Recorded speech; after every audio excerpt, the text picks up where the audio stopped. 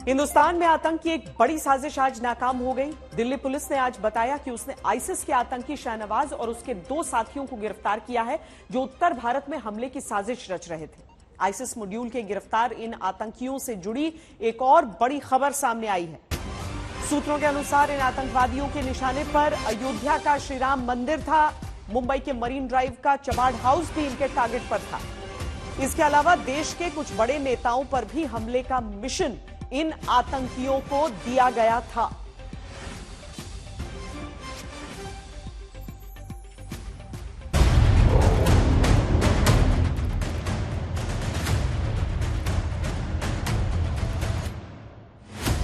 खूंखार आतंकवादी संगठन आईएसआईएस के पैन इंडिया मॉड्यूल के ये वो 3 प्यादे हैं जो अगर कामयाब हो जाते तो हिंदुस्तान दहल जाता। दिल्ली के स्पेशल सेल की गिरफ्त में आए इन तीनों आतंकवादियों में बीच में दिख रहा ये शहनवाज उर्फ शफीक उज़्ज़मा है। नीले कपड़े पहना मोहम्मद रिजवान अशरफ और सफेद कपड़े वाला मोहम्मद अरशद वारसी। अब आप सोच रहे होंगे कि इन तीनों आतंकवादियों में क्या खास बात है जिसे दिल्ली पुलिस इतनी बड़ी कामयाबी बता रही है। इस सवाल का जवाब आपको आज तक संवाददाता अरविंद ओझा देंगे, जिनके पास इन आतंकवादियों का पूरा कच्चा चिट्ठा है। तीनों ही बीटेक की पढ़ाई कर चुके हैं, तीनों ही इंजीनियर हैं।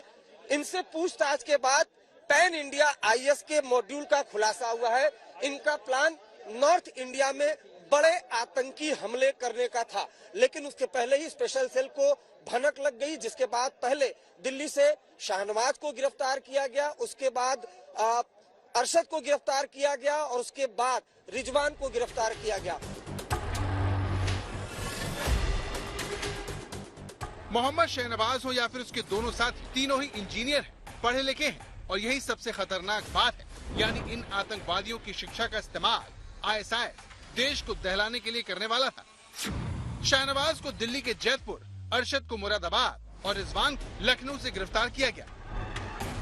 पिस्टल और उसमें कार्ट्रिजेस और उसके साथ और भी जो बॉम्ब बनाने के अलग अलग लिटरेचर थे, जो कि इन्हें खास तौर पे इनके जो क्रॉस दी बॉर्डर पाकिस्तान के हैंडलर्स थे उन्होंने भेजे और इसके द्वारा काफ़ी लोगों से ये इंटरनेट पे अलग अलग तंजीमों से इन्होंने रास्ता बना रखा था और इनको तमाम तरह के जो केमिकल्स कैसे उनको प्रोक्योर करने से लेके कैसे उनको असेंबल करना है, उसकी कैसे मैक्सिमम कैजुअलिटी इंश्योर करनी है, वो सारी चीजें भी उसके रिलेटेड लिटरेचर जो था उसके ठिकाने से रिकवर किया गया है। असल इसी साल पुणे पुलिस ने महाराष्ट्र में पनप रहे एक आईएस के मॉड्यूल का खुलासा किया था और महाराष्ट्र से कई लोगों को गिरफ्तार किया गया था।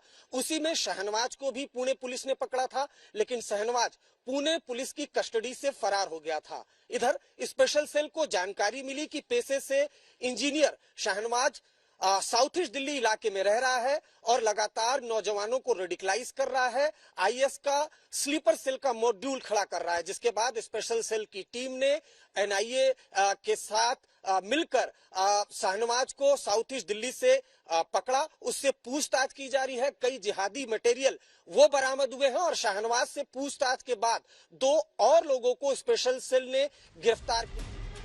तो आतंक के रैकेट पर हुई इस कार्रवाई में सबसे विस्फोटक खुलासा यही है कि शहनवाज अपनी पढ़ाई का इस्तेमाल बम बनाने में कर रहा था, ताकि पूरे उत्तर भारत को निशाना बनाया जा सके। मोहम्मद शाहनवाज जो है ये विश्वेश्वरैया इंस्टीट्यूट ऑफ टेक्नोलॉजी से माइनिंग इंजीनियर है। काफ़ी प्रेस्टिजियस इंस्टीट्यूट है और काफ़ी ज़्यादा इसको तालीम हासिल है। और इसकी जो आपने सेकंड पॉइंट पूछा, यस, इसकी जो बीवी थी वो कन्वर्टेड टू इस्लाम है और उनका जो मेडन नाम था वो बसंती पटेल करके था, लेकिन अब उनका नाम इन्होंने शादी के बाद मरियम करके रखा हुआ है।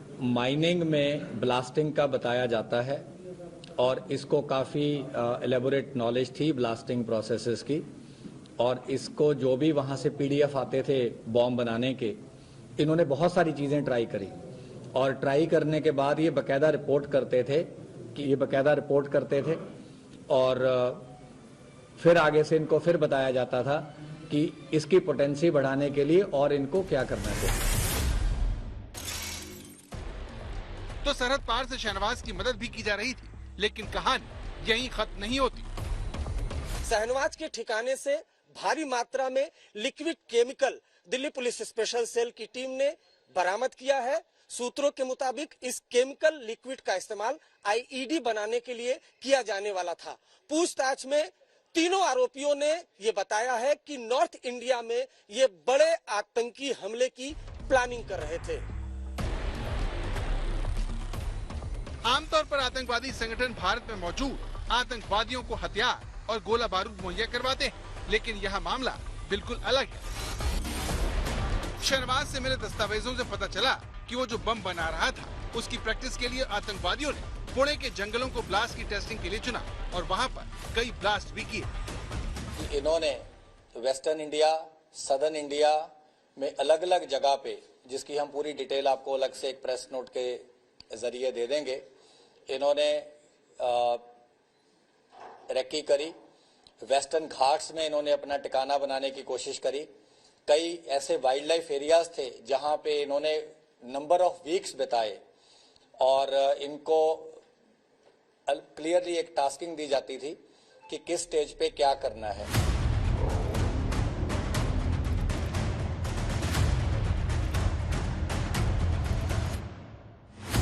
दिल्ली पुलिस का ये खुलासा वाकई में हैरान करने वाला है, क्योंकि आतंकवादियों के ट्रेनिंग कैंप अब तक सरहद पार ही देखे गए हैं, लेकिन आईएसआईएस का ये मॉड्यूल हिंदुस्तान में आतंकवादियों को ट्रेनिंग देने से लेकर बम की टेस्टिंग भी करवा रहा था।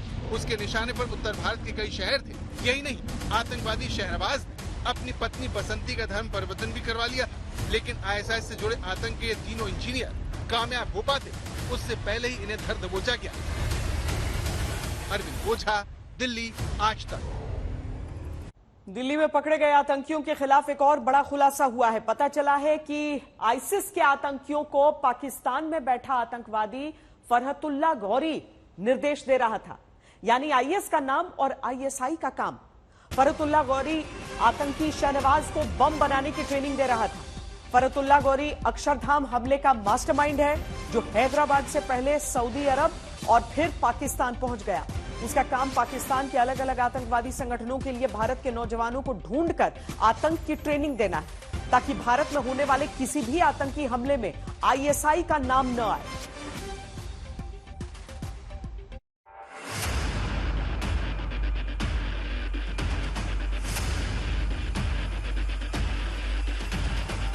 तीनों को स्पेशल सेल ने कस्टडी में लिया है।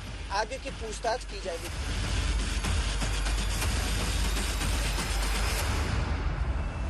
तीनों आतंकवादियों की गिरफ्तारी के बाद अब दिल्ली पुलिस ये पता लगाने में जुट गई है कि शहनवाज और उसके दोनों साथियों को सरहद पार से कौन चला रहा था। वो कौन था जो भारत के जंगलों में टेस्ट किए जा रहे बमों को और घातक बनाने के लिए शहनवाज को जरूरी जानकारी दे रहा था। बाकायदा उसने आतंकवाद का कोचिंग सेंटर खोल रखा था। अल्हम्दुलिल्लाह हम तक सवालात पहुंचने का एक सिलसिला शुरू हुआ। अल्लाह ताला इस सिलसिले को जारी और सारी रखे। लखनऊ से एक भाई का सवाल है। आतंक की वो आवाज है जो भारत में आईएस के नाम पर आईएसआई का काम करवा रही है, लेकिन ये कौन है और किस आतंकवादी संगठन से जुड़ा है? मेरे जाती मुशाहिदे और तजुर्बात की रोशनी में मैं कहना चाहूँगा कि हिंदुस्तान की पुलिस और इंटेलिजेंस इतनी फाल नहीं है जितनी हमें जाहिर की जाती है। ये 60 साल के आतंकवादी फरहतुल्ला गौरी की आवाज है, जो पाकिस्तान में बैठकर आईएसआई से जुड़े इन आतंकवादियों को पर्दे के पीछे छिपकर कठपुतली की तरह नचा रहा था, ताकि पाकिस्तान का नाम न आ सके। इनको क्लियर टास्किंग दी गई थी कि जो भी इन्होंने प्लान करना है वो इस तरीके से करना है कि लोकल प्रोक्योरमेंट हो, ताकि किसी भी तरीके से जो क्रॉस बॉर्डर एलिमेंट्स हैं उन पे बाद में इनकी जो एलिजियंस या जो इनको गाइडेंस है उसका जो कोई भी ब्लेम है वहां पे ना लग सके। लेकिन टाइमली अरेस्ट होने से और इनकी प्रॉपर मॉनिटरिंग होने से सारी जो ऐसी डायरेक्शंस थी उसके बारे में सारी जो जानकारी थी हमारी टीमों ने अभी तक रिकवर करी है। तो हिंदुस्तान को दहलाने के लिए सरहद पार बैठे लोगों ने शहनवाज जैसे पढ़े लिखे नौजवानों को तैयार किया, ताकि धमाके भी हो जाएं और उनका नाम भी ना आए। चिंता की बात यह है कि आईएसआईएस का ये जहर देश भर में फैल चुका है, जिसकी गवाही शाहनवाज की गिरफ्तारी देती है। इसी साल 18 जुलाई को पुणे पुलिस ने शाहनवाज और उसके 2 साथियों इमरान और यूनुस को दोपहिया गाड़ी चुराने की कोशिश करते हुए पकड़ा, लेकिन वो पुलिस की गिरफ्त से भाग निकला। बाद में रतलाम के रहने वाले इमरान यूनुस ने बताया कि दोनों पर राजस्थान में आतंकवाद का केस दर्ज है, क्योंकि मार्च 2022 में उनके पास से विस्फोटक मिले थे। इसके बाद 22 जुलाई को महाराष्ट्र ATS ने जांच अपने हाथ में ली और इमरान यूनुस ने बताया कि कोंदवा के बोपट घाट में एसिड रखा है, जिसका इस्तेमाल बम बनाने के लिए किया जा रहा है। महाराष्ट्र ATS ने एसिड और दूसरे केमिकल भी जब्त किए, जिनसे बम बनाए जा रहे थे। जहाँ तक हमारी गिरफ्तारियों और आजमाइशों का ताल्लुक है, तो ऐसी गलतियाँ जिसे हम बार बार दोहराते हैं, ये गलतियाँ वजह बनती है हमें नुकसान पहुँचाने का। जहाँ तक गुज़िश्ता 30 सालों की जिहादी ज़िंदगी का मैंने मुशाहिदा किया, तो हमारे सामने ऐसी बेशुमार मिसालें मौजूद हैं जिसके अंदर मुजाहिदीन कामयाब रहे। मैं नौजवानों को चंद मशवरे देना चाहूँगा। इंशाअल्लाह अगर इन मशवरों पर अमल किया जाए तो आजमाइशों और गिरफ्तारियों को इंशाअल्लाह रोका जा सकता है। सबसे अव्वल ये कि हम सोशल मीडिया को देखने, जानने और समझने का ज़रिया बनाएं।